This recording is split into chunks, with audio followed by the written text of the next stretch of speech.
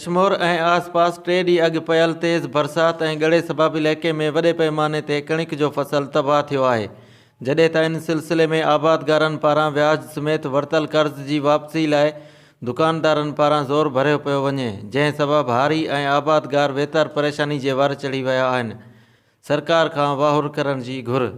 पेश आहे। इन हवाले सां मज़हर अली सोलंगी जी ही रिपोर्ट।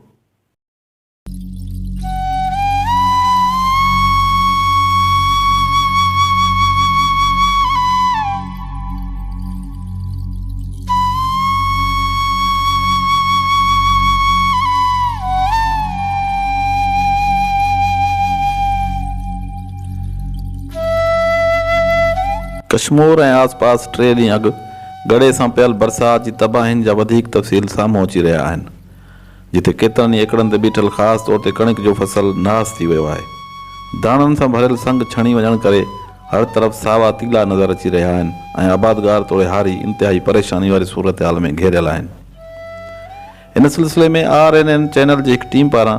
कश्मीर जे मांगराल ॻोठ सैयद मोहम्मद चाचड़ ऐं R.D 82 जे इलाइक़े ॻोठ हाजी जान अली जखराणी, शरफदीन गोलाटो, उमर बख्श मज़ारी, हाजी मोहम्मद इब्राहिम जखराणी, मोहम्मद इसाक जखराणी, होरान मज़ारी, हाजी मोहम्मद पनाह ऐं ॻोठ दीदार जखराणी ऐं ॿियनि इलाइक़नि जे दौरे दौरान ज़राए जी तबाही जा मंज़र ऐं आबादगारनि जी निरड़ ते परेशानी ऐं नाउमीदी जा चिटा अक्स ॾिसण में आया। इन मौक़े ते रईस फैज़ मोहम्मद चाचड़, सावण चाचड़, शाह मोहम्मद जखराणी, साजन जखराणी,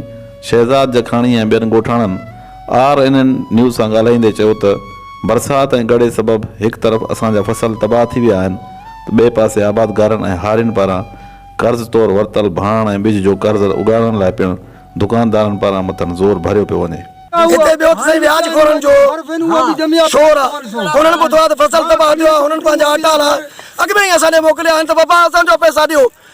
सर असां अपील करूं था त असांजो जेको बरसाति वग़ैरह थी आहे, सॼो असांजो माल बि मरी वियो आहे, घर किरी पिया आहिनि, फसल असांजो सॼो तबाह थी वियो आहे। अर्ज़ आहे DC साहब जो आहे न, कश्मीर खे असांजो अर्ज़ आहे त असां हीअ जेका असांजा फसल तबाह थिया आहिनि,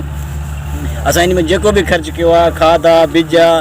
सॼो कुझु असां व्याज ते वठी करे असां सॼो कुझु इस्तेमालु कयो आहे, उहो हाणे असांजो मुकमल तबाह थी वियो आहे। असां DC कश्मीर खे अर्ज़ु कयूं था त असांखां व्याज खां बचायो वञे